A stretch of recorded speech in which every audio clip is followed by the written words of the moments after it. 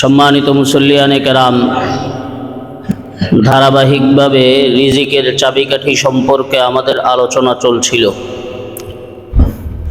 গত 2 জুমায় রিজিক সম্পর্কে মূলনীতি এবং রিজিকের 2টা চাবি নিয়ে আলোচনা করা হয়েছে। 1 নম্বর চাবি ছিল ইস্তেগফার। বান্দা যত বেশি আল্লাহর কাছে ক্ষমা চাইবে ও ইস্তেগফার করবে, আল্লাহ সুবহানাহু ওয়া তাআলা তাকে দিন দুনিয়ার নিয়ামত দান করতে থাকবেন। ইস্তেগফারের মাধ্যমে আল্লাহ অনেক খুশি হন।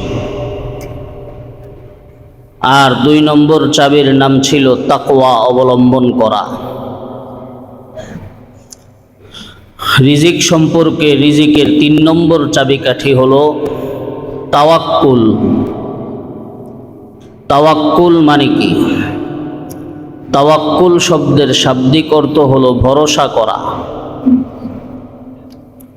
আল্লাহ কোরআনে বলেন, ইন্নামাল মুমিনুনা আল্লাযীনা ইযা যুকিরাল্লাহু ওয়াজিলাত কুলুবুহুম। ঈমানদার হলো তারা যাদের সামনে আল্লাহর কথা বলা হলে তাদের অন্তর ভীত সন্ত্রস্ত হয়ে যায়। ওয়া ইযা তুলিয়াত আলাইহিম আয়াতুহু যাদাতহুম ঈমানা। আল্লাহর আয়াতগুলোকে তাদের সামনে তেলাওয়াত করা হলে তাদের ঈমানের পাওয়ার বেড়ে যায়। ওয়া আলা রাব্বিহিম ইয়াতাওয়াক্কালুন। এবং ঈমানদার হলো তারা যারা তাদের রবের উপর তাওয়াক্কুল করে, মানে ভরসা করে। রাসূলুল্লাহ সাল্লাল্লাহু আলাইহি ওয়া আলিহি ওয়াসাল্লাম হাদিসে পাকের মধ্যে ইরশাদ করেন, লাউ আন্নাকুম তাতাওয়াক্কালুনা আলাল্লাহি হাক্কা তাওয়াক্কুলিহি। তোমরা যদি আল্লাহর উপর যেমন ভরসা করা দরকার তেমন ভরসা করতে পারতা, লা রাযাকাকুম কামা ইয়ারযুকুত তায়রা। তাহলে আল্লাহ পাখিকে যেভাবে রিজিক দান করেন তোমাদেরকেও সেইভাবে রিজিক দান করবেন।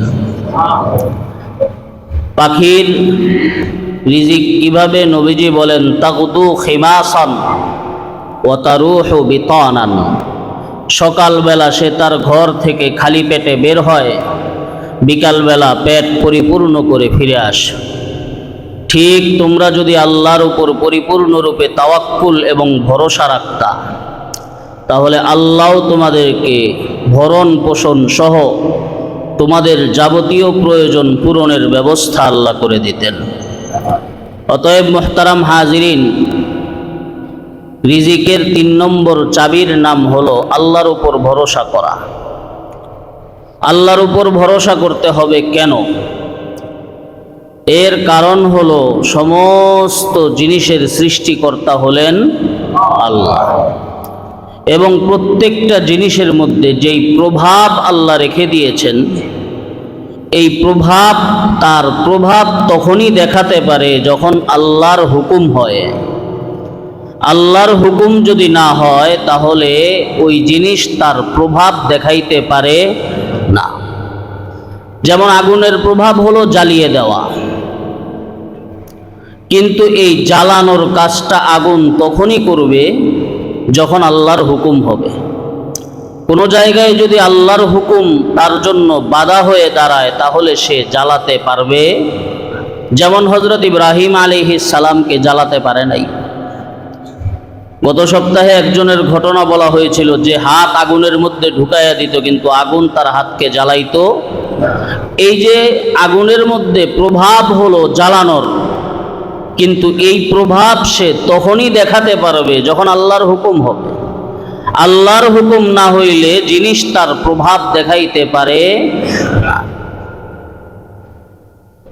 পানির প্রভাব হলো নিজের মধ্যে ডুবাইয়া ফেলা, কিন্তু এই পানিকেই যদি আল্লাহ হুকুম দেন তাহলে সে তার প্রভাব দেখাতে পারবে না।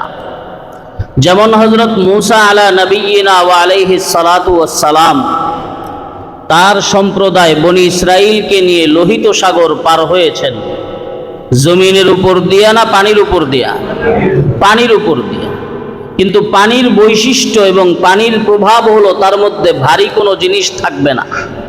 কিন্তু হযরত মূসা আলাইহিস সালাম সহ তার পুরা উম্মতকে আল্লাহ লোহিত সাগর পার হওয়ার ব্যবস্থা করে দিলেন এই পানির উপর দিয়ে, কারণ পানির স্বাভাবিক যেই প্রভাব সেই প্রভাব আল্লাহর হুকুমের কারণে সে দেখাতে পারে নাই। তাহলে আল্লাহ পাক রব্বুল আলামিনের উপর ভরসা করতে হবে। কেন? কারণ হলো দুনিয়ার যত জিনিস আছে প্রত্যেকটা জিনিসের মধ্যে যে সমস্ত প্রভাব রয়েছে, সমস্ত প্রভাবওয়ালারা তাদের প্রভাব এবং ক্রিয়া সৃষ্টি তখনই করতে পারে যখন আল্লাহর হুকুম হবে। আপনার অসুখ হয়েছে, আপনি ঔষধ গ্রহণ করবেন, কিন্তু মনে রাখতে হবে এই ঔষধ আপনার মধ্যে আপনাকে সুস্থ করার ক্রিয়া এবং প্রভাব তখনই শুরু করতে পারবে যখন আল্লাহর হুকুম হবে। আল্লাহর হুকুম যদি না হয় তাহলে হাজার লক্ষ টাকার চিকিৎসা করলেও আপনি সুস্থতা লাভ করতে পারবেন। এটাই হলো ইমানদারের বিশ্বাস, আর এটার নামই হলো তাওয়াক্কুল। এই জিনিসের নামই হলো তাওয়াক্কুল। এই সববহা দর নজর হা পরদাহাস, এই সববহা দর নজর হা পরদাহাস, দর হাকিকত ফাইলে হর শাই খুদাস। এই দুনিয়ার মধ্যে আমরা আগুন, পানি, মাটি, বাতাস, চন্দ্র, সূর্য, নক্ষত্র, তারকা, নদী, নালা, যা কিছু আমরা দেখি, এই সমস্ত কিছুর মধ্যে কোনো কিচ্ছু করার ক্ষমতা নাই। আল্লাহ হুকুম দিলে করতে পারবে, আল্লাহ হুকুম না দিলে করতে পারবে না।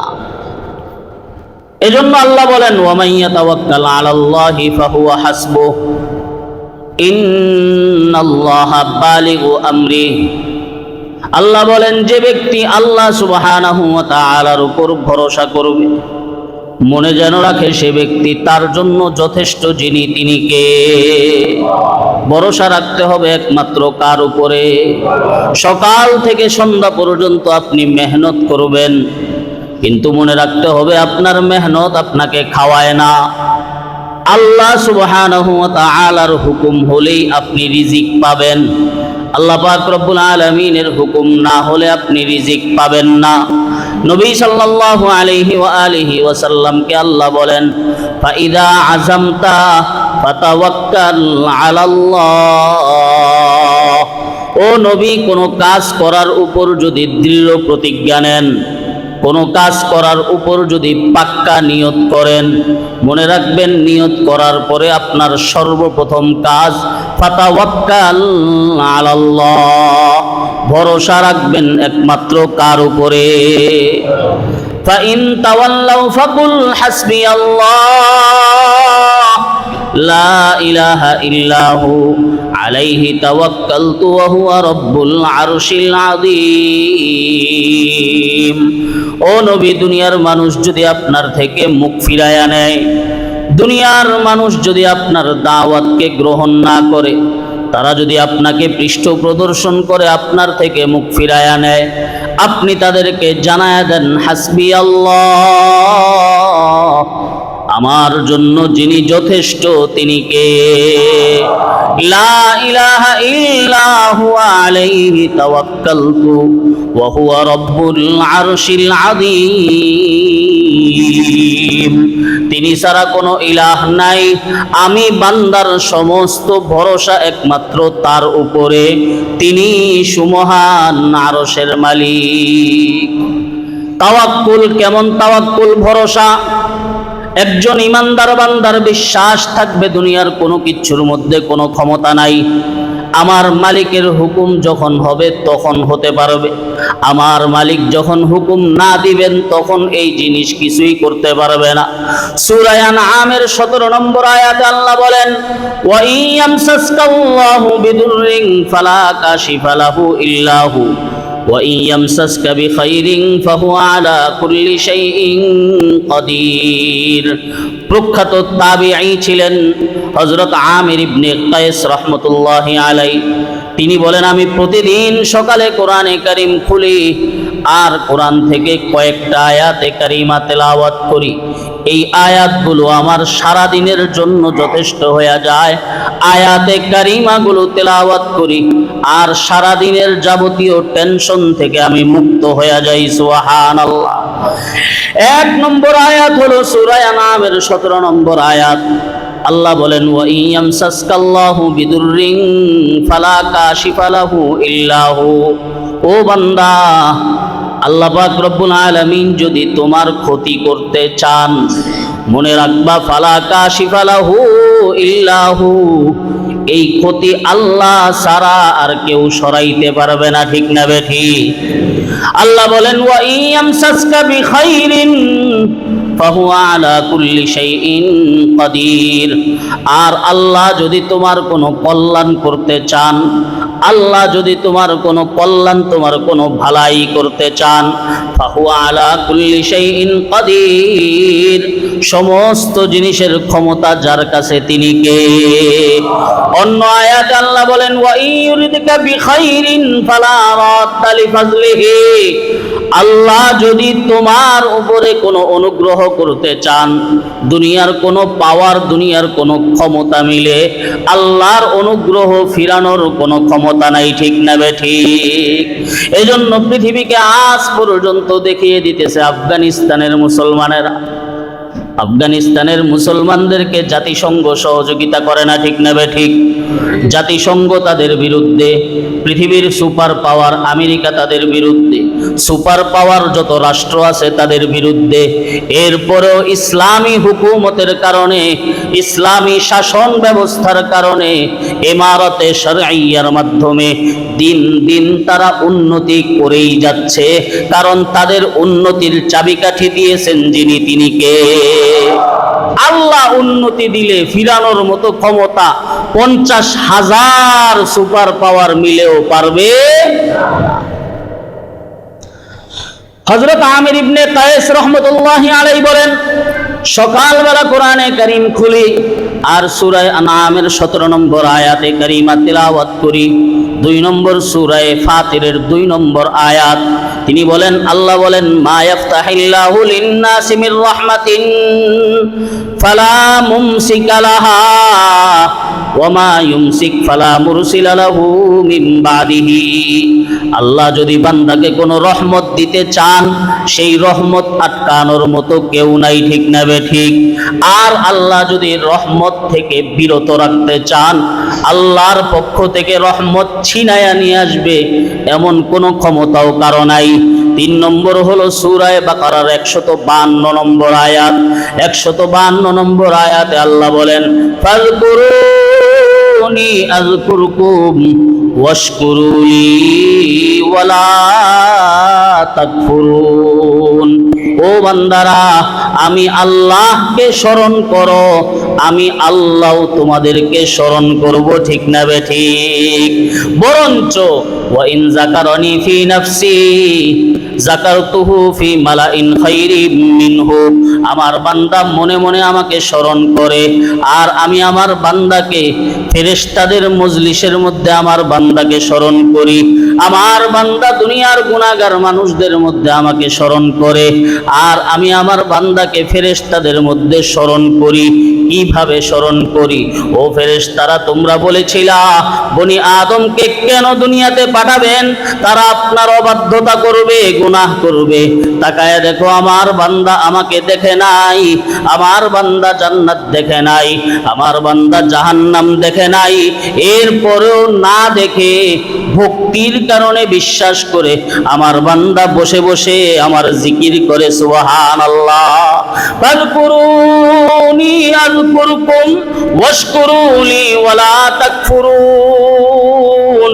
বান্দা আমাকে স্মরণ করো, আমি আল্লাহ তোমাকে স্মরণ করব। তুমি আমাকে নামাজের মাধ্যমে স্মরণ করবা, আমি তোমাকে পুরস্কারের মাধ্যমে স্মরণ করব। তুমি আমাকে ইস্তেগফারের মাধ্যমে স্মরণ করবা, আমি তোমার গুনাহ মাফের মাধ্যমে তোমাকে স্মরণ করব। তুমি আমার কথা মানার মাধ্যমে আমাকে স্মরণ করবা, আমি আল্লাহ পুরস্কারের মাধ্যমে তোমাকে স্মরণ করব। তুমি যেমন আচরণ করবা, আমি আল্লাহ আল্লাহ তোমার সাথে তেমন আচরণই করব, বরঞ্চ এর চেয়ে 1000 গুণ ভালো আচরণ আমি আল্লাহ তোমার সাথে করব। সুবহানাল্লাহ। ফাযকুরুনি আযকুরকুম ওয়াশকুরুলি ওয়ালা তাকফুরুন। হযরত আমির ইবনে কায়েস রাহমাতুল্লাহি আলাইহি বলেন, আমি এই আয়াতটা তেলাওয়াত করি আর মনে মনে চিন্তা করি, দুনিয়ার কোনো মানুষকে স্মরণ করে লাভ নাই, দুনিয়ার কোনো জিনিসকে স্মরণ করে লাভ নাই। আমাদের মতো গাফেল তারা ছিলেন না। আমাদের আলোচনার মধ্যে আল্লাহর জিকিরের আলোচনা কতটুকু হয়, 2-3 মানুষ মিললেই শুধুমাত্র গীবত ছাড়া আর কোনো আলোচনা নাই। ঠিক না বেঠিক? অমুকের বদনাম, তমুকের বদনাম, অমুক এই করেছে, অমুক সেই করেছে, এছাড়া আমাদের কোনো আলোচনা নাই। আল্লাহ বলেন গীবত করে কোনো লাভ নাই। ফাযকুরুনি আযকুরকুম, আমি আল্লাহকে স্মরণ করো, আমি আল্লাহ তোমাকে স্মরণ করব। আর আমি আল্লাহ যেই বান্দাকে স্মরণ করব, ওই বান্দাকে আমি চির সুখের ঠিকানা জান্নাতে প্রবেশ করাইয়াই ছাড়ব। সুবহানাল্লাহ। হযরত আমির ইবনে কায়েস রাহমাতুল্লাহি আলাইহি বলেন, 4 নম্বর আয়াত সূরা হুদের 6 নম্বর আয়াত আমি তিলাওয়াত করি। আল্লাহ বলেন, ওয়ামা মিন দাব্বাতিন ফিল আরদি ইল্লা আলাল্লাহি রিজকুহা। দুনিয়ার যত প্রাণী আছে সুবহানাল্লাহ, সমস্ত প্রাণীর রিজিকের জিম্মাদারি একমাত্র কার? কারে সাজে মা বফিকেরে কারে মাস, কেদর ফিকিরে কারে মাজারে মাস। আমাদের নিয়ে ফিকির করেন যিনি, তিনি কে? আমার আপনার সমস্ত প্রয়োজন তিনি পূরণ করেন। হযরত আমির ইবনে কায়েস বলেন, আমি এই 4টা আয়াত তেলাওয়াত করি আর সারা দিনের টেনশন আর পেরেশানি থেকে আমি মুক্ত হয়ে যাই, আর বলি আমার চাবিকাঠি আল্লাহর কাছে দিয়ে দিলাম, আমি বান্দার কোনো টেনশন নাই। সুবহানাল্লাহ। ওয়া মান ইয়াতাওয়াক্কাল আলাল্লাহি ফাহুয়া হাসবুহ। যেই বান্দা আল্লাহর উপর ভরসা করবে, আল্লাহ তার জন্য যথেষ্ট। কেমন ভরসা? ভরসা করনে ওয়ালাদের সরদার সাইয়্যিদুল মুতাওয়াক্কিলিন আমার আপনার নবী মুহাম্মাদুর রাসূলুল্লাহ সাল্লাল্লাহু আলাইহি ওয়া আলিহি ওয়াসাল্লাম এক জায়গার মধ্যে সাহাবায়ে কেরামদেরকে নিয়ে বিশ্রাম নেন। যুদ্ধ থেকে ফিরার পথে সাহাবায়ে কেরামদেরকে নিয়ে নবী সাল্লাল্লাহু আলাইহি ওয়াসাল্লাম বিশ্রাম নেন। এমন সময় বিশ্রাম ক্লান্তির কারণে সাহাবায়ে কেরাম ঘুমায়া গেছেন। নবী সাল্লাল্লাহু আলাইহি ওয়া আলিহি ওয়াসাল্লাম নিজের তরবারিটা খুলে গাছের ডালের মধ্যে রাখলেন আর গাছের নিচে আল্লাহর নবী ঘুমায়া গেলেন। নবী সাল্লাল্লাহু আলাইহি ওয়া আলিহি ওয়াসাল্লাম শুইলেন। বুখারী মুসলিম শরীফের মধ্যে বর্ণনাটা আছে। রাসূলুল্লাহ সাল্লাল্লাহু আলাইহি ওয়া আলিহি ওয়াসাল্লাম বলেন, ফাইদা আনা নাইমুন ফাইদা আনা বিকুনতু নাইমান ফাইদা আনা বিরাজুলিন আলাইয়া। হঠাৎ আমি চোখ খুলে দেখলাম আমার উপরে একজন ব্যক্তি দাঁড়িয়ে আছে। আমার তরবারিটা যেটা আমি গাছের মধ্যে লটকিয়ে রেখেছিলাম, সেই তরবারিটা সে নামায়, খাপ খোলার পর আমার উপর তরবারিটা ধরে আর বলে, মাইয়ামনাউকা মিন্নি, ও মুহাম্মদ, আমার থেকে এখন তোমাকে কে বাঁচাবে? রাসূলুল্লাহ সাল্লাল্লাহু আলাইহি ওয়াসাল্লাম বলেন, আমি তাকায়া দেখলাম আমাকে ধমক দিয়ে বলতেছে, ও মুহাম্মদ, মাইয়ামনাউকা মিন্নি, আমার থেকে তোমাকে এখন বাঁচাবে কে? রাসূলুল্লাহ সাল্লাল্লাহু আলাইহি ওয়া আলিহি ওয়াসাল্লাম বলেন, আল্লাহু আকবার। সে প্রশ্ন করার সাথে সাথে আমি নবীর জবান দিয়ে বের হয়ে যায়, আল্লাহ, আমাকে বাঁচানেওয়ালা কেউ নাই, আছেন যিনি, তিনি কে? নবী সাল্লাল্লাহু আলাইহি ওয়া আলিহি ওয়াসাল্লাম আল্লাহ পাক রব্বুল আলামিনের নামটা এমন ভাবে বলেছেন, মুশরিকের দিলের মধ্যে ভয় ঢুকে গেছে। কথার মধ্যেও তাসির আছে না নাই? बात जब दिल से निकलती है असर रखती है, बात जब दिल से निकलते हैं असर रखती है पर नहीं मगर ताकत परवाज रखती है। কথা যদি দিল থেকে বের হয় সেই কথার আসর অবশ্যই আছে। নবী আমার আল্লাহ বলছেন আমাকে বাঁচাবে আল্লাহ, এই কথার প্রভাবে ওই মুশরিকের হাত থেকে তরবারি পড়ে যায়, ওই মুশরিক ভয়ে থরথর করে কাঁপতে থাকে। সুবহানাল্লাহ।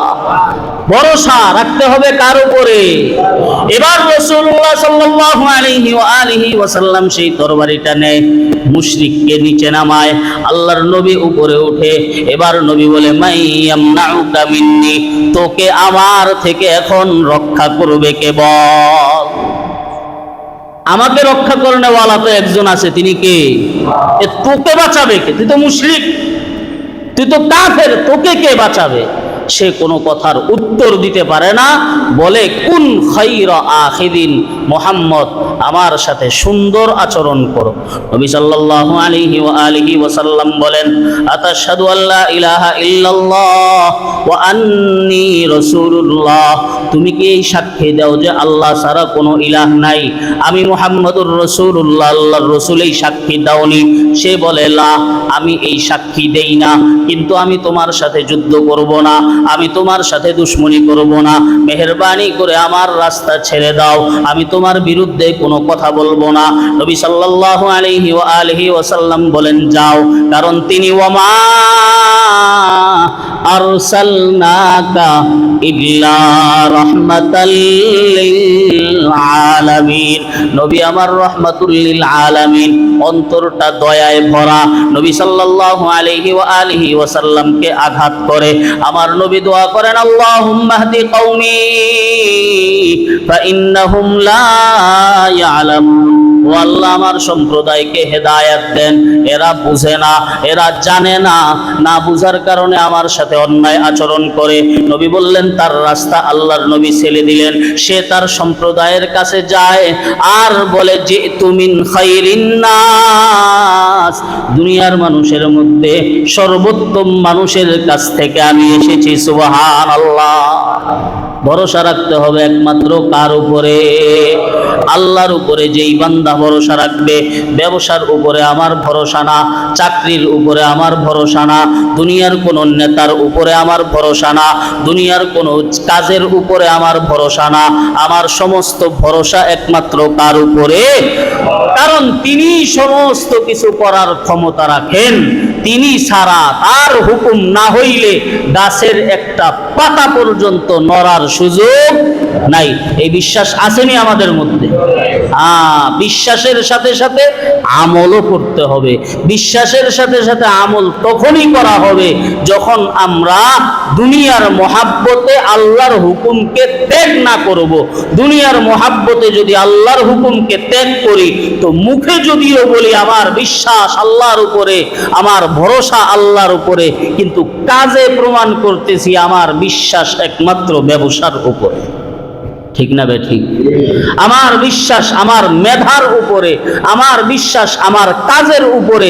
এই কারণে কাজের কারণে আল্লাহর হুকুমের অবাধ্যতা করতেছি। কিন্তু যদি কাজ ফেলে রাখতাম, কাজকে ফেলে দিয়ে আল্লাহর হুকুম মতো চলতাম, আল্লাহর হুকুমকে সামনে রাখতাম, কাজকে আল্লাহর হুকুমের পিছনে রাখতাম, তবেই বোঝা যাইতো যে আসলেও আমার ভরসা একমাত্র কার উপরে? আল্লাহর। হাসবুনাল্লাহু ওয়া নি'মাল ওয়াকিল, আমাদের জন্য যথেষ্ট একমাত্র কে? আল্লাহ। আল্লাহ আমাদের সকলকে আল্লাহর উপর পরিপূর্ণ ভরসা করার তৌফিক দান করুন। এখানে একটা কথা, তাওয়াক্কুল এবং ভরসার কথা বললেই কিছু মানুষের মনের মধ্যে প্রশ্ন আসে, তাহলে কি কাজ কাম বাদ দিয়ে শুধু তাওয়াক্কুলই করব? না, কাজ করার সাথে সাথে ভরসা রাখা একমাত্র কার উপরে? কারণ কাজ করাটা এটা আল্লাহর হুকুম। ফাইদা কুদিয়াতিস সালাতু, ফান্তাশিরু ফিল আরদি ওয়াবতাগু মিন ফাদলিল্লাহ। ও বান্দা, জুমার নামাজ আদায় করতে আসবা, জুমার নামাজ যখন শেষ হয়ে যাবে এবার জমিনের মধ্যে ছড়িয়ে যাও এবং আল্লাহ পাক রব্বুল আলামিনের হুকুম, আল্লাহ পাক রব্বুল আলামিনের অনুগ্রহ তালাশ করতে থাকো। তাহলে কাজ করা এই হুকুম কার? আল্লাহ পাক রব্বুল আলামিন এই কথা বলেন নাই যে ভরসা করবা বসে থেকে, বসে থেকে ভরসা করবা, এটা না। হযরত মারইয়াম রাদিয়াল্লাহু তাআলা আনহা, হযরত ঈসা আলাইহিস সালামের মা, হযরত ঈসা আলাইহিস সালামকে জন্ম দিয়েছেন। এইরকম অবস্থায় একজন মহিলা সবল থাকে না দুর্বল থাকে? দুর্বল থাকে। বাচ্চা জন্ম দেওয়ার পরে দুর্বল থাকে। হযরত ঈসা আলাইহিস সালামকে জন্ম দিয়েছেন, তিনি এক জায়গার মধ্যে, আর কোনো মানুষ নাই, মনের মধ্যে টেনশন, হায়রে স্বামী ছাড়া সন্তান জন্ম দিলাম, সম্প্রদায়ের কাছে গেলে কি জানি তারা বলে। একদিক দিয়া মনের টেনশন, আরেক দিক দিয়া পেটে ক্ষুধা, আরেক দিক দিয়া শারীরিক দুর্বলতা, সব কিছু মিলে এক পেরেশান অবস্থার মধ্যে তিনি আছেন। আল্লাহ পাক রব্বুল আলামিনের পক্ষ থেকে তাকে বলা হইল, ও মারিয়াম, তাকায়া দেখো, একটু উপরেই খেজুরের গাছ দেখা যায়। ওয়াহুজ্জি ইলাইকি বিজিজইন নাখলা, খেজুরের গাছের পাতা ধরে, ডাল ধরে তুমি নাড়া দাও। তুসাকিত আলাইকি রুতবান জানিয়া, তাহলে পাকা খেজুর তোমার কাছে চলে আসবে। মুফাসসিরিনে কেরাম বলেন, আল্লাহ পাক রব্বুল আলামিন কি চাইলে ডাইরেক্ট খেজুর তার সামনে হাজির করে দিতে পারতেন না? পারতেন। কিন্তু আল্লাহ এটা না করে হযরত মারইয়ামকে বলেন, তুমি খেজুর গাছের ডাল ধরে নাড়া দাও, নাড়া দেওয়ার পরে তোমার কাছে খেজুর চলে আসবে। তাহলে ভরসা রাখতে হবে, সাথে সাথে কাজও করতে হবে। কাজ কাম বাদ দিয়ে শুধু ভরসার আশায় বসে থাকা, এটা ইমানদারের কাজ না। ভরসার মানে হলো, তাওয়াক্কুলের মানে হলো, আমি কাজ করব কিন্তু আমাকে মনে রাখতে হবে আমার কাজ পরিপূর্ণ করাবেন যিনি, তিনি কে? আল্লাহ। তিনি চাইলেই আমার কাজে আমি সফল হতে পারবো, তিনি না চাইলে আমার কাজে আমি সফল হতে পারবো না। এজন্য দুনিয়ার কত বুদ্ধিমান, কত জ্ঞানী দেখা যায়, 1 টাকার মালিকও না, আর কত মূর্খ নিজের সাইনটা পর্যন্ত করতে পারে না, কোটি কোটি টাকার মালিক আছে না নাই? আকিলিন আকিলিন আয়াত মাযাহিবুহু ওয়া জাহিলিন জাহিলিন তালকাহু মারযুকা। কাম আকিলিন আকিলিন আয়াত মাযাহিবুহু ওয়া জাহিলিন জাহিলিন তালকাহু মারযুকা। হাযাল্লাযী তারাকাল আওহামা হাইরাতান ওয়া সায়্যারাল আলিমান নিহরিরা জিন্দিকা। কত বুদ্ধিমান এমএ পাস, বিএ পাস কতজন আছে, চাকরিও পায় না, মাসে 5,000 10,000 টাকা ইনকাম করতেও জান বের হয়ে যায়। আর কত মূর্খ এমন আছে, বসলেই কোটি কোটি টাকা তার জন্য ব্যবস্থা হয়ে যায়। এই পার্থক্য করেন যিনি, তিনি কে? সুতরাং ভরসা রাখেন আল্লাহর উপরে। আপনার সমস্ত পেরেশানির জন্য যথেষ্ট একমাত্র কে? আল্লাহ। আল্লাহ আমাদের সকলকে বুঝার তৌফিক দান করুন। রিজিকের কয় নম্বর চাবি এটা? 3 নম্বর চাবি। 4 নম্বর চাবি, আত্মীয়তার সম্পর্ক রক্ষা করা। কিসের সম্পর্ক রক্ষা করা? আত্মীয়তার সম্পর্ক রক্ষা করা। নিজের মায়ের সাথে সম্পর্ক ঠিক রাখা, বাবার সাথে সম্পর্ক ঠিক রাখা, ভাইয়ের সাথে সম্পর্ক ঠিক রাখা, আত্মীয় স্বজনদের সাথে সম্পর্ক ঠিক রাখা। আজকের দুনিয়ার স্বার্থের কারণে সন্তানের সাথে মায়ের দূরত্ব, সন্তানের সাথে বাবার দূরত্ব, ভাইয়ের সাথে ভাইয়ের দুশ্মনী আছে না নাই? রাসূলুল্লাহ সাল্লাল্লাহু আলাইহি ওয়া আলিহি ওয়াসাল্লাম বলেন, বান্দা রিজিকে বরকত চাও, মান আহাব্বা আন ইউবসাতা লাহু ফি রিজকিহি ওয়া ইউনসা লাহু ফি আসারিহি। মান আহাব্বা আন ইউবসাতা লাহু ফি রিজকিহি ওয়া ইউনসা লাহু ফি আসারিহি ফালইয়াসিল রাহিমাহু। যে ব্যক্তি চায় তার রিজিকের মধ্যে বরকত হোক, যে ব্যক্তি চায় তার রিজিক প্রশস্ত হয়ে যাক, যে ব্যক্তি চায় আল্লাহ পাক রব্বুল আলামিন তাকে ধনাঢ্যতা দান করুক, তাকে অঢেল সম্পদের মালিক আল্লাহ বানায়া দেন, এমন যে ব্যক্তি চায়, ওই ব্যক্তি যেন আত্মীয়তার সম্পর্ক রক্ষা করে। আত্মীয়তার সম্পর্ক ছিন্নকারী ব্যক্তি, শবে বরাতের রাতে আল্লাহ পাক রব্বুল আলামিন নিঃশর্তভাবে সবাইকে সবাইকে ক্ষমা করে দেন, কিছু মানুষ ছাড়া। এই কিছু মানুষের মধ্যে একরকম মানুষ আছে যারা আত্মীয়তার সম্পর্ক ছিন্ন করে। রাসূলুল্লাহ সাল্লাল্লাহু আলাইহি ওয়া আলিহি ওয়াসাল্লাম হাদিসে বলেন, পুলসিরাতের ব্রিজের গোড়ায় আত্মীয়তার সম্পর্ক দাঁড়ায়া যাবে, আর আল্লাহ পাক রব্বুল আলামিনকে বলবে, আল্লাহ আমার নাম হলো রহিম, আপনার নাম হলো রহমান। রহামিম মানে হলো আত্মীয়তার সম্পর্ক। আল্লাহ পাক রব্বুল আলামিনের নামও রহমান, সেখানেও রহামিম নুন আছে না নাই? রহামিম নুন আল্লাহ পাক রব্বুল আলামিনের নাম। আত্মীয়তার সম্পর্কের আরবি শব্দটা রেহেম, রেহেমের মধ্যেও আছে রহামিম। ওই আত্মীয়তার সম্পর্ক আল্লাহ পাক রব্বুল আলামিনকে বলবে, আল্লাহ আপনার নামের সাথে আমার সম্পর্ক আছে, সুতরাং আমি আত্মীয়তার সম্পর্কের একটা দাবি আছে। আল্লাহ পাক রব্বুল আলামিন বলবেন, কি দাবি? আত্মীয়তার সম্পর্ক বলবে, আমাকে যে বজায় রেখেছে আল্লাহ আপনি তাকে সম্মানিত করবেন, আর আমাকে যে ছিন্ন করেছে আপনি তাকে শাস্তি দিবেন, আল্লাহ তার কথাকে মঞ্জুর করে নিবে। আজকে স্বার্থের কারণে ভাইয়ের সাথে সম্পর্ক ছিন্ন করে দেই, দুনিয়ার স্বার্থের কারণে মাকে দেখতে পারি না, বাবাকে দেখতে পারি না, আছে না নাই? নিজের সন্তানের জন্য লাখ টাকার কেনাকাটা করে, কিন্তু নিজের মাকে একটা কাপড় কিনে দেওয়াটা পর্যন্ত নিজের কাছে বোঝা মনে হয়, এরকম সন্তান আছে না নাই? বহু আছে, বহু আছে। কিয়ামতের আলামত। কিসের আলামত? নবী সাল্লাল্লাহু আলাইহি ওয়া আলিহি ওয়াসাল্লাম বলেন 15টা বিষয় এরকম আছে।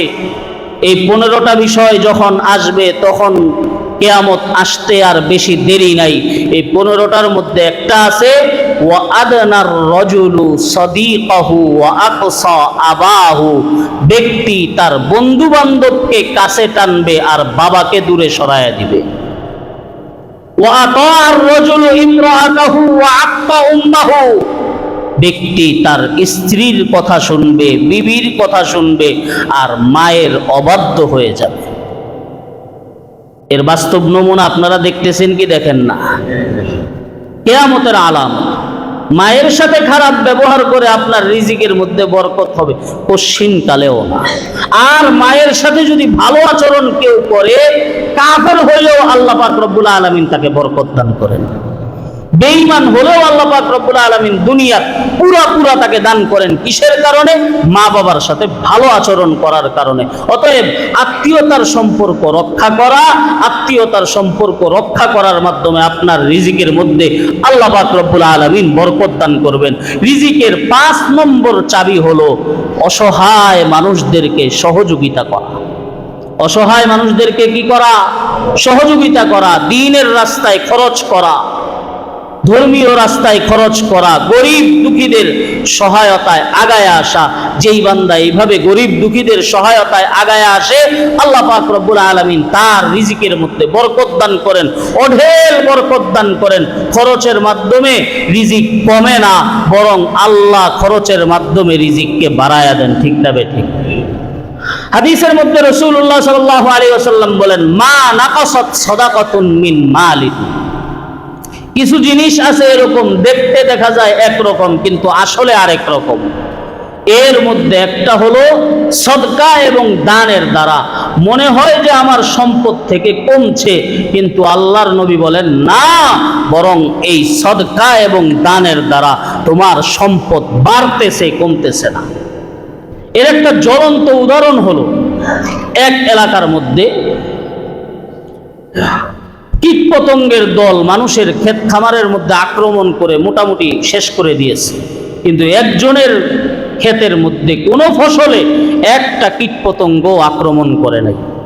স্বাভাবিক মানুষের মনে প্রশ্ন, আমাদের সবার ফসলের মধ্যে আক্রমণ করলো, তার ওই জায়গায় আক্রমণ করলো না কেন?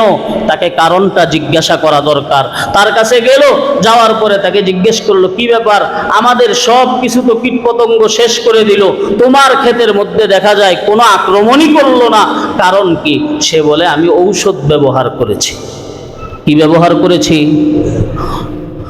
এলাকার লোকজন বলে, কি ঔষধ ব্যবহার করেছো? তুমি আমাদেরকে আগে কেন বললা না? তাহলে সেই ঔষধ তো আমরাও ব্যবহার করতাম, তাহলে আমাদের ফসলও তো শেষ হতো না। ওই ব্যক্তি বলে, আমার ঔষধের নাম হলো যাকাত। আমার ঔষধের নাম কি? যাকাত। আমি যাকাত ঔষধকে ব্যবহার করেছি, এজন্য আল্লাহ আমার সম্পদকে হেফাজত করেছেন। তাহলে যাকাতের দ্বারা সম্পদ কমলো না বাড়লো? বাড়লো। এই বিশ্বাসই আমাদের মধ্যে নাই। দানের দ্বারা যে সম্পদ কমে, রাসূলুল্লাহ সাল্লাল্লাহু আলাইহি ওয়াসাল্লামের সুন্নত তরিকা হলো, বান্দা অসুস্থ হবে তাহলে সে দুইটা কাজ করবে। কয়টা? দুইটা। একটা হলো দোয়া আর একটা হলো দাওয়া। দোয়া দাওয়া, দাওয়া মানে চিকিৎসা করা, দোয়া মানে আল্লাহ পাক রব্বুল আলামিনের কাছে প্রার্থনা করা, তথা একদিক দিয়ে সে ঔষধ গ্রহণ করবে, আরেক দিক দিয়ে আল্লাহর রহমত তালাশ করবে। কিভাবে আল্লাহর রহমত তালাশ করবে? ঔষধের পিছনে যেরকম লক্ষ টাকা তুমি খরচ করতেছো, কিছু দান সদকা করো। কারণ নবী তো বলেছেন, আস-সাদাকাতু তুতফিউ গযবার রব্বি, দান আল্লাহ পাক রব্বুল আলামিনের রাগকে নিভায়া দেয়। সুবহানাল্লাহ। সুতরাং আপনি ঔষধও ব্যবহার করেন আর পাশাপাশি কিছু দান সদকাও করেন, দেখবেন আল্লাহ পাক রব্বুল আলামিন আপনাকে দ্রুত থেকে দ্রুততম সময়ে রোগ থেকে মুক্তি দান করবেন। অতএব মুহতারাম হাজিরিন, রিজিকের চাবিকাঠির মধ্যে 5 নম্বর চাবির নাম হলো দান সদকা করা। রাসূলুল্লাহ সাল্লাল্লাহু আলাইহি ওয়াসাল্লাম বলেন, মা মিন ইয়াউমিন, প্রত্যেকটা দিন, ইল্লা ওয়া মালাকানি ইয়ানজিলানি মিনাস সামা, প্রত্যেকটা দিন আসমান থেকে 2 জন ফেরেশতা আসে। কয়জন? প্রতিদিন আসমান থেকে 2 জন ফেরেশতা আসে। আসার পরে একজন ফেরেশতা দোয়া করে, আল্লাহুম্মা আতি মুনফিকান খালাফা, ইয়া আল্লাহ, যারা আপনার জন্য খরচ করতেছে, যারা আপনার জন্য গরিবের সাহায্যে আগায়া আসে, যারা আপনার জন্য অসহায় মানুষকে সাহায্য করে, যারা আপনার জন্য দ্বীনের রাস্তায় খরচ করতে থাকে, ইয়া আল্লাহ, আপনি তাদের সম্পদের স্থলাভিষিক্ত আরো সম্পদ তাদেরকে দান করে দেন। সুবহানাল্লাহ। ওয়া আতি মুমসিকান তালাফা, আয় আল্লাহ, আর যেই কৃপণ ব্যক্তি সম্পদকে আটকায়া রাখে, কৃপণ সম্পদকে আটকায়া রাখে, ইয়া আল্লাহ, ওয়া আতি মুমসিকান তালাফা, যে ব্যক্তি সম্পদকে আটকায়া রাখে আপনি তার সম্পদকে শেষ করে দেন। প্রতিদিন 2 জন ফেরেশতা একজন দানকারীদের সম্পর্কে দোয়া করতে থাকে, আর একজন দান যারা করে না তাদের সম্পর্কে বদদোয়া করতে থাকে। কিছু মানুষের স্বভাব আছে এরকম, আমি নিজেও খাবো না, কাউকে খেতে দিব না, আছে না নাই? আমি নিজেও গ্রহণ করব না, কাউকে গ্রহণ করতে দিব না। সূরা কলামের মধ্যে আল্লাহ পাক রব্বুল আলামিন এইরকম কিছু মানুষের একটা ঘটনা উল্লেখ করেছেন, যে বাবা ছিল অনেক বড় দানশীল, অনেক বড় দানশীল। যেই দিনই সে তার ক্ষেত থেকে ফসল কাটতো, ওই দিনই সে সেখান থেকে আলাদা করে রাখতো গরিব দুঃখীদের জন্য, গরিব দুঃখীদের জন্য আলাদা করে রাখতো। বাবা যখন মারা গেল তখন সব সন্তান তো আর বাবার মতো হয় না, ঠিক না বেঠিক? বাপ কা ইলমে না বেটে কো আগার আজবর হো, बाप का इल्म न बेटे को अगर अजबर हो, पेसरो काबिल मीरा से पेदर क्यों कर हो। বাবার সাথে মিল নাই, বাবা ছিল বড় দানশীল, সন্তানরা ছিল সবাই কৃপণ। বাবা ছিল বড় দানশীল, সন্তানরা ছিল সবাই কৃপণ। বাবা যখন দুনিয়া থেকে বিদায় নিয়ে গেল, তাদের ফসল কাটার দিন যেই দিন আসলো, আল্লাহ সুবহানাহু ওয়া তাআলা বলেন, আন কানা যা মালিন ওয়া বানিন ওয়াদরিব লাহুম মাসালান আসইদাতু আন কানা যা মালিন ওয়া বানিন, সম্পদওয়ালা তারা ইদ আকসামু লা ইয়াসরিমুন্নাহা মুসবিহিন, সন্তানরা সবাই মিলে কসম করলো আর প্রতিজ্ঞা করলো, অত্যন্ত ভোর সকালেই গিয়ে আমাদের ক্ষেতের ফসল আমরা কেটে ফেলব। ওয়ালা ইয়াস্তাফনুন, আমার বাবা বুঝতো না, বাবা যেরকম গরিবদের জন্য আলাদা করে রাখতো, আমরা এরকম কোনো আলাদা করে রাখবো না। ইদ আকসামু লা ইয়াসরিমুন্নাহা মুসবিহিন ওয়ালা ইয়াস্তাফনুন, তারা মনে মনে নিয়ত করেছে ক্ষেতের সমস্ত ফসলগুলো ভোরবেলা যখন কেউ ঘুম থেকে উঠবে না, ওই সময় ক্ষেতের সমস্ত ফসল আমরা নিয়ে আসব। সব কিছু দেখেন যিনি, তিনি কে? আল্লাহ পাক রব্বুল আলামিন হুকুম দিয়ে দিলেন বাতাসকে, ও বাতাস, এমন একটা ঝড় তোমরা বইবা যার কারণে তার ক্ষেতের সমস্ত ফসল নষ্ট হয়ে যাবে। ফাতাফা আলাইহা তাইফুম মির রাব্বিকা ওয়া হুম নাইমুন, তারা এই নিয়ত করার সাথে সাথে আল্লাহ পাক রব্বুল আলামিন রাতের বেলা ঝড় পাঠায় দিয়েছেন, তাদের ক্ষেতের সমস্ত ফসল শেষ হয়ে গেছে। ফাতাফা আলাইহা তাইফুম মির রাব্বিকা ওয়া হুম নাইমুন, তারা ঘুমন্ত অবস্থায় শেষ হয়ে গেছে। ফাআসবাহাত কাসসরিম, একেবারে খড়কুটার অবস্থা হয়ে গেছে। ফাতানাদাউ মুসবিহিন, সকালবেলা এক ভাই আরেক ভাইকে ডাকে আর বলে ফাতানাদাউ মুসবিহিন আনিগদু আলা হারসিকুম ইন কুনতুম সারিমিন, ফসল যদি কাটতে হয় সকাল সকাল চলো। ফানতালাকু ওয়া হুম ইয়াতাখাফাতুন, একেবারে গোপনে গোপনে, কোনো মানুষ যেন তাদেরকে না দেখে, একেবারে গোপনে গোপনে তারা ফসল কাটতে যায়। ফানতালাকু ওয়া হুম ইয়াতাখাফাতুন, কেন? আল্লাহ বলেন আল্লাহ ইয়াদখুলান্নাহাল ইয়াউমা আলাইকুম মিসকিন, আজকের দিনে কোনো মিসকিন আর গরিব ব্যক্তি যেন তাদের ফসল কাটার কথা না জানে। আল্লাহ পাক রব্বুল আলামিন তাদেরকে এই অবস্থা করে দিলেন। তারা যায়, যাওয়ার পরে আর রাস্তা চিনে না, কিরে আমাদের ক্ষেত কই, আমাদের ক্ষেতের ফসল কোথায়? এরপরে তারা বলে হায় রে, আমরা মনে হয় রাস্তা হারায় ফেলছি। আরেক রাস্তায় যায়, দেখে তাদের ক্ষেত চিনা যায় না, ক্ষেতের ফসলও চিনা যায় না। রাতেই সব কিছু যার হুকুমে শেষ হয়ে গেছে তিনি কে? আল্লাহ। কিসের কারণে? মনে মনে নিয়ত করেছিল আমাদের বাবা বোকামি করত, গরিবদেরকে ফসল দিত, আমরা আর বোকা না, আমরা তো চালাক, সুতরাং আমরা আর গরিবদেরকে দিব না। আল্লাহ বলে তোদেরকে আমি ফসলই দিব না। আটকায় রাখার দ্বারা বরকত হয় না, শেষ হয়ে যায়। এই কথাই আল্লাহর নবী বলেন মা নাকাসাত সাদাকাতুন মিন মালিন, সদকার দ্বারা সম্পদ কমে না, বরং সদকা এবং দানের দ্বারা সম্পদ আল্লাহ বাড়ায়া দেয়। রিজিকের সর্বশেষ চাবিকাঠি, সেটার নাম হলো দোয়া। সেটার নাম কি? দোয়া।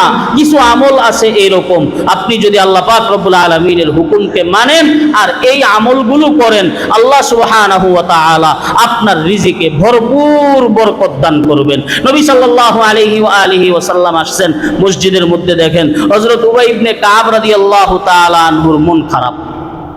নবী সাল্লাল্লাহু আলাইহি ওয়াসাল্লাম জিজ্ঞাসা করেন, উবাই মা শানুকা, কি ব্যাপার তোমার মন খারাপ কেন? হযরত উবাই ইবনে কাব রাদিয়াল্লাহু তাআলা আনহু বলেন, ইয়া রাসূলুল্লাহ, মাথার উপরে ঋণের বোঝা। মাথার উপরে কিসের বোঝা? ঋণের বোঝা, পরিশোধ করার মতো ব্যবস্থা নাই। নবী বলেন দোয়া শিখায় দেই, তুমি বলবা আল্লাহুম্মা ইন্নী আউযু বিকা মিনাল আজজি ওয়া মিনাল হাম্মি ওয়াল হুজনি ওয়া আউযু বিকা মিনাল আজজি ওয়াল কাসালি ওয়া আউযু বিকা মিনাল বুখলি ওয়াল জুবনি ওয়া আউযু বিকা মিন গালাবাতিদ দাইনি ওয়া কাহরিল রিজাল। এই দোয়াটা পাঠ করবা সকালবেলা আর সন্ধ্যাবেলা, আল্লাহ পাক রব্বুল আলামিন তোমার ঋণ পরিশোধের ব্যবস্থা করে দিবে। হযরত উবাই ইবনে কাব রাদিয়াল্লাহু তাআলা আনহু বলেন, আমি আমল শুরু করলাম, আল্লাহ সুবহানাহু ওয়া তাআলা আমার সমস্ত ঋণ পরিশোধের ব্যবস্থা করে দিলেন। হযরত আলী রাদিয়াল্লাহু তাআলা আনহু থেকে হাদিস আছে, যে ব্যক্তির উপরে পাহাড় পরিমাণ ঋণ থাকার পরেও ওই ব্যক্তি যদি নিয়মিত এই দোয়াটা পড়ে, আল্লাহুম্মা কফিনি বিহালালিকা আন হারামিকা ওয়া আগনিনি বিফাদলিকা আম্মান সিওয়াক। দোয়ার অর্থ হলো আল্লাহ আমাকে হালাল রিজিক দান করেন, হারাম থেকে আমাকে দূরে রাখেন, আর আপনার দুয়ারের গোলাম আমাকে বানায়া রাখেন। এই দোয়া যে ব্যক্তি বেশি বেশি পাঠ করবে, ওই ব্যক্তির উপরে যদি পাহাড় পরিমাণ ঋণ থাকে, পরিশোধের ব্যবস্থা যিনি করবেন তিনি কে? আর আরেকটা হাদিসের মধ্যে আছে ইবনে মুয়াত্তা মালিকের মধ্যে, হযরত ইবনে উমর রাদিয়াল্লাহু তাআলা আনহু থেকে বর্ণনা। হযরত ইবনে উমর রাদিয়াল্লাহু তাআলা আনহু বলেন, একদিন এক ব্যক্তি আল্লাহর নবীর কাছে আসলেন, আসার পরে বলেন, ইয়া রাসূলুল্লাহ, টাকা পয়সার কোনো ব্যবস্থা নাই, রিজিকের মধ্যে কোনো বরকত নাই গো ইয়া রাসূলুল্লাহ, অভাব অনটনের মধ্যে আমরা থাকি। নবী সাল্লাল্লাহু আলাইহি ওয়া আলিহি ওয়াসাল্লাম তাকে জিজ্ঞাসা করলেন, এই তুমি কি ফেরেশতাদের তাসবিহ সম্পর্কে জানোনি? ওই ব্যক্তি বলে না। তুমি কি এই নদী নালা গাছপালা পাখি জন্তু জানোয়ার সবাই যে তাসবিহ পাঠ করে সেই তাসবিহ সম্পর্কে জানো কিনা? ওই ব্যক্তি বলে না। হযরত ইবনে ওমর রাদিয়াল্লাহু তাআলা আনহু বলেন, ইয়া রাসূলুল্লাহ, এই তাসবিহটা আমাকে শিখায়া দেন। নবী সাল্লাল্লাহু আলাইহি ওয়া আলিহি ওয়াসাল্লাম বলেন, এই তাসবিহের বরকতেই সমস্ত মাখলুক রিজিক লাভ করে। সুবহানাল্লাহ। এই তাসবিহের বরকতে সমস্ত মাখলুক রিজিক লাভ করে। সুতরাং তোমরাও ফজরের সময় থেকে নিয়ে শুরু করে ফজরের নামাজ পড়া পর্যন্ত তোমরাও এই তাসবিহ পাঠ করো। আল্লাহ দুনিয়াকে কান ধরে তোমার সামনে নিয়ে আসবেন। সেই তাসবিহ হলো সুবহানাল্লাহি ওয়া বিহামদিহি সুবহানাল্লাহিল আযীম আস্তাগফিরুল্লাহ। সুবহানাল্লাহি ওয়া বিহামদিহি বলেন, সুবহানাল্লাহি ওয়া বিহামদিহি সুবহানাল্লাহিল আযীম আস্তাগফিরুল্লাহ। সুবহানাল্লাহি ওয়া বিহামদিহি সুবহানাল্লাহিল আযীম আস্তাগফিরুল্লাহ। নবী বলেন 100 বার পাঠ করবা। কয়শো বার? 100 বার। ফজরের সময় থেকে নিয়ে শুরু করে ফজরের নামাজ পড়া পর্যন্ত। উলামায়ে কেরাম বলেন ফজরের সুন্নতের পরে, ফজরের ফরজের আগে, সুন্নতের পরে ফরজের আগে 100 বার যে ব্যক্তি এই দোয়াটা পাঠ করবে, নবী বলেন তাতিকা দুনিয়া ওয়াহিয়া সাগিরাতুন ওয়া খাদিআতুন, দুনিয়া মাথা নত করে তোমার পায়ের সামনে চলে আসবে। সুবহানাল্লাহ। আর আখিরাতের নিয়ামত, আখিরাতের নিয়ামত হলো প্রত্যেক তাসবিহের বদৌলতে এক একজন ফেরেশতা আল্লাহ পাক সৃষ্টি করে দিবেন।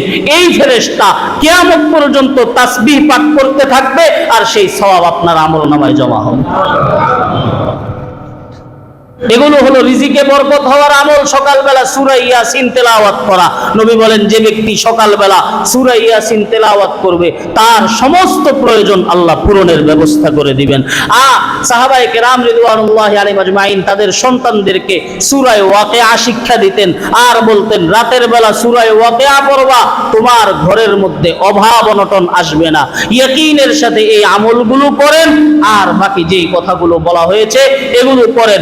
ইনশাআল্লাহ আল্লাহ পাক রব্বুল আলামিন আপনার আমার রিজিকের পেরেশানি দূর করে দুনিয়াতে সম্মানজনক জীবন ব্যবস্থা আল্লাহ দান করবেন। আল্লাহ আমাদের সকলকে বুঝার আমল করার তৌফিক দান করুন। আমিন।